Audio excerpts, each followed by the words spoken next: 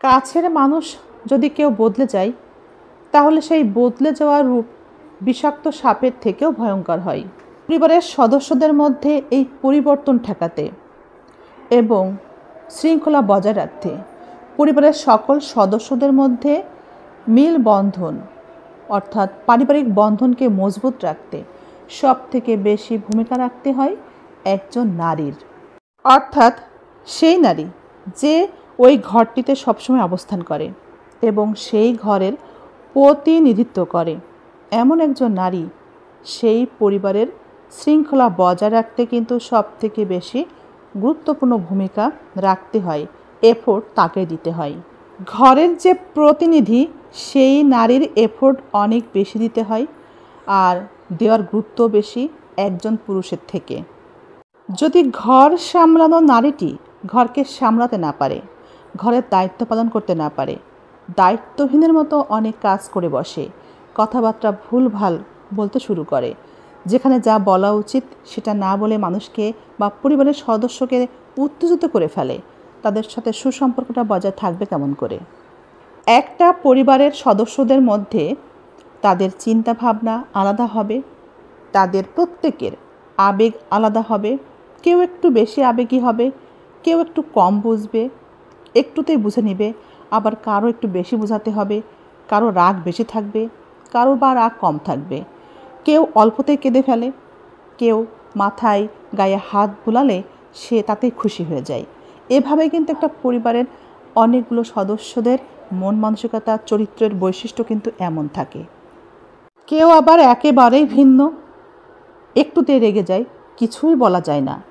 আবার যে মানুষটি পরিবারের দায়িত্ব পালন করে, যে নারীটি প্রতিনিধিত্ব করে, তাকে কিন্তু আবার অনেকে মূল্য দিতে চায় না, পাত্তা দিতে চায় না।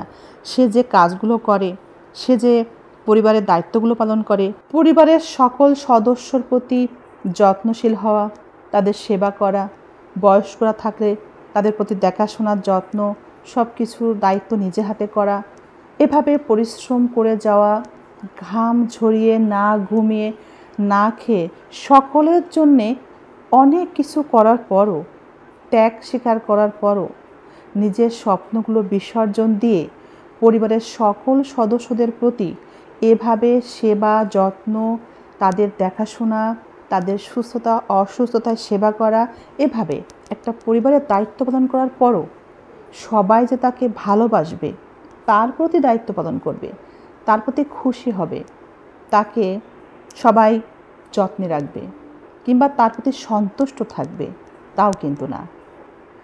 এই নিয়েই কিন্তু আমাদের পরিবার।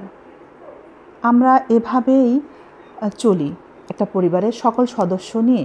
ওই পরিবারের দায়িত্ব যে নারীর প্রতি থাকে, সে তার সকল ত্যাগের মধ্য দিয়ে সেই পরিবারের সকল সদস্যকে একত্রে একটা বন্ধনে, ভালোবাসার বন্ধনে তাদেরকে আটকে রাখে, যেন কোনো প্রকারে কেউ ছুটে এদিক দিয়ে ওদিক দিয়ে বের হয়ে না যায়, একসাথে থাকতে পারে, একসাথে ভালোবাসাকে ভাগাভাগি করে নিতে পারে।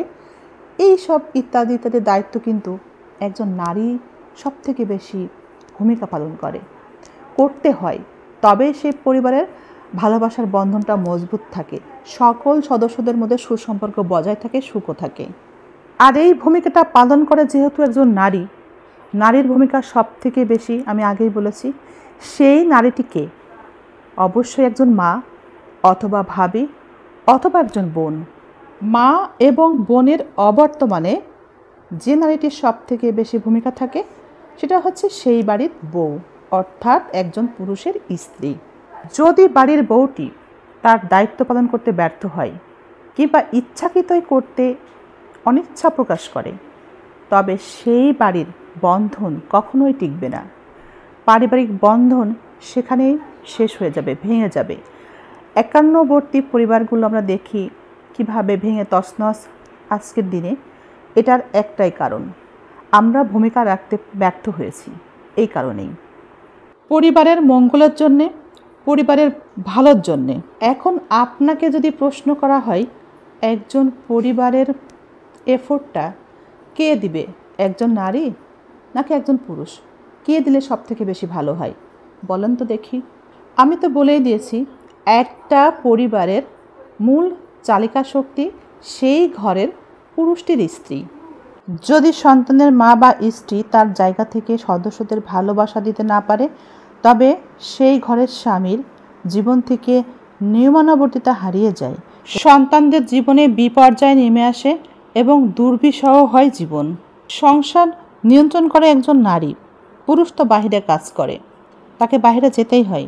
পুরুষের যদি আবেগ থাকে, যদি রাগ না থাকে, তাহলে পুরুষ বাহিরে কাজ করবে কিভাবে? যে পুরুষের মধ্যে আবেগ বেশি থাকবে, রাগ কম থাকবে, তাদের কাজের প্রতি কিন্তু অনিচ্ছা থাকবে বেশি। এমন পুরুষ ঘর থেকে বের হতে চাইবে না, আপনার আঁচল ধরে ঘরেই ঘুরে বেড়াবে। এটা কি ভালো হবে? এটা কি ভালো দেখাবে? মূলত নারীদের ধৈর্য ধরতে হয়, নারীদের সহ্য শক্তি অর্জন করতে হয়। কোনো জায়গায় কিন্তু শূন্য থাকে না।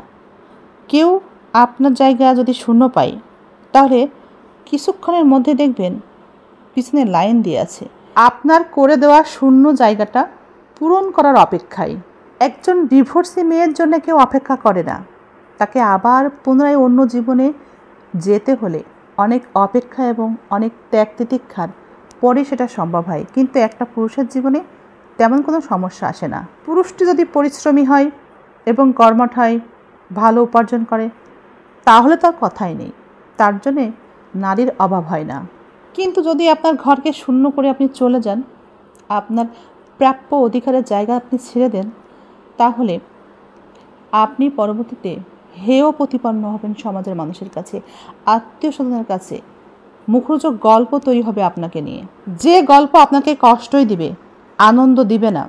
কষ্টকে দূর করার জন্য যখন আপনি অন্যের জীবনে আবারও যাওয়ার চেষ্টা করবেন, নতুন করে ঘর বাঁধার স্বপ্ন দেখবেন, সেখানে গিয়েও সুখী হতে পারবেন, শান্তি পাবেন না।